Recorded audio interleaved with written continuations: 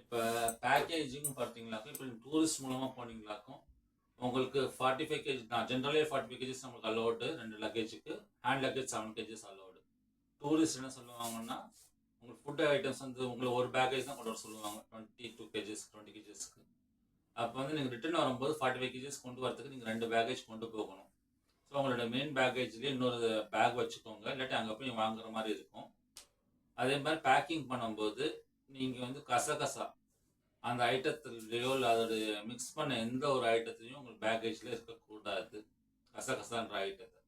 அதே மாதிரி பேக்கேஜஸ் பார்த்தீங்கன்னா கார்கோவில் போகிறது இல்லை, அது எலக்ட்ரானிக் குட்ஸு, எண்ணெய் ஐட்டம், தண்ணி ஐட்டம் நீங்கள் வச்சுக்காதீங்க.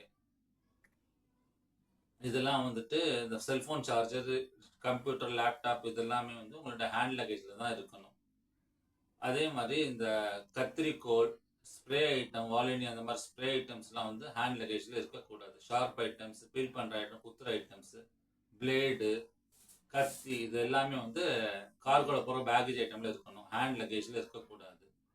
ஹேண்ட் லக்கேஜில் உங்களோட electronic charger, computer, water bottles, oils, medicines எதாவது வச்சுருந்தீங்கன்னா அது வச்சுக்கோங்க. அப்புறம் மற்ற இது இருக்கோ வச்சுக்கலாம்.